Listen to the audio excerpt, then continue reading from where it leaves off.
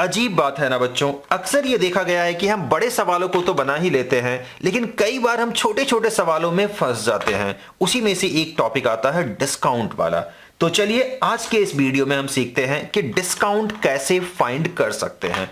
जब भी आप मार्केट वगैरह जाते हो तो डिस्काउंट हर किसी को चाहिए होता है और डिस्काउंट से सामना हमेशा आपको करना पड़ता ही है। कई बार तो ऐसा भी होता है कि डिस्काउंट के बाद आपको कितना मनी पे करना है ये आपको दुकानदार के भरोसे ही रहना होता है।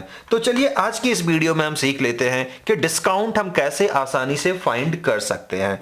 देखिए मैथमेटिकल अप्रोच की बात करेंगे, जनरल तरीके से कैसे डिस्काउंट निकाल सकते हैं हम उसकी भी बात करेंगे, और फाइनली कैलकुलेटर के हेल्प से कैसे आप डिस्काउंट फाइंड कर सकते हो अगर आप मार्केट वगैरह में हो, तो उस पर भी हम लोग बात करने वाले हैं। तो एक एग्जाम्पल लेते हैं।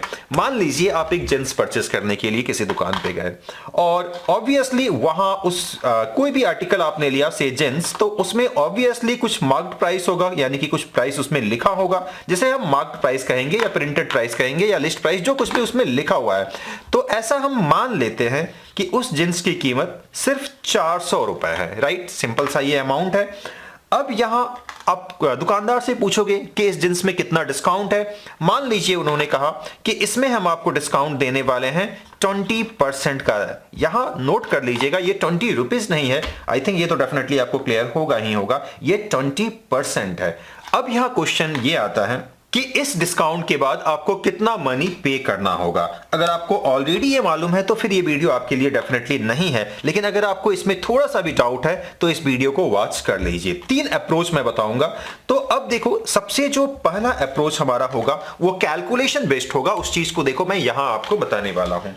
अब देखो, जो डिस्काउंट होता है ना वो हमेशा मार्क्ड प्राइस पे ही कैलकुलेट होता है, यानी कि जो प्राइस उस आर्टिकल में लिखा होगा, प्रिंट होगा, उसी प्राइस में डिस्काउंट कैलकुलेट होता है। इस चीज को अच्छे तरीके से आप नोट डाउन कर लीजिएगा।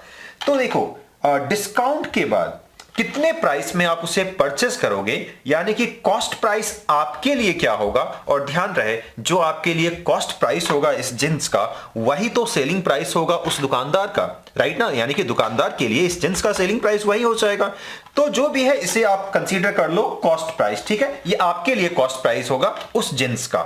तो ये कॉस्ट प्राइस कितना हो जाएगा, देखो 400, ये विदाउट डिस्काउंट था।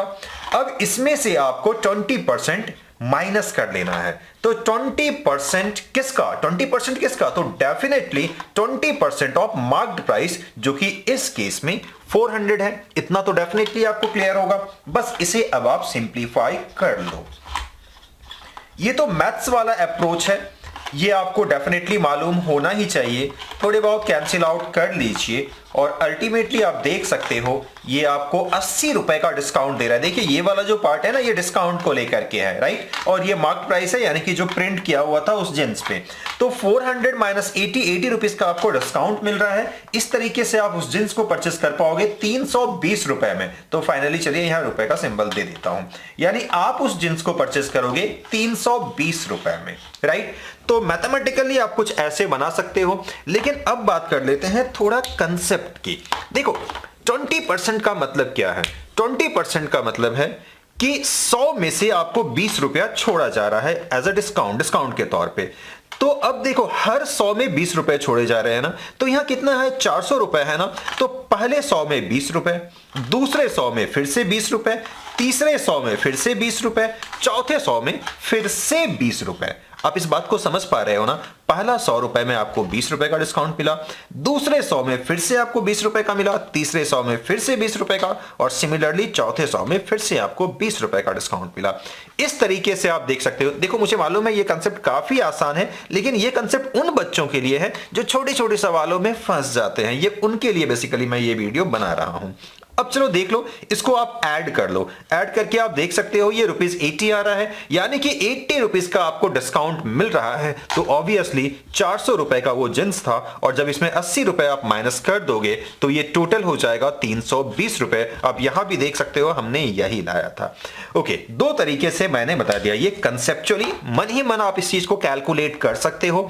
अब अगर कैलकुलेटर का सहारा आप लेना चाहते हो, मान लो कि आपको मैथ से बहुत ज्यादा मतलब नहीं है, आप किसी दुकान में ही हो हो और कैलकुलेटर का सहारा लेना चाहते हो तो देखो कैलकुलेटर की हेल्प से कैसे आप इसे बना सकते हो, मैं आपको यहां समझाने की कोशिश करता हूं। अब देखो कैलकुलेटर यूज करके कॉस्ट प्राइस निकालना काफी आसान है। इसके लिए थोड़ा सा ट्रिक आपको सीख लेना है।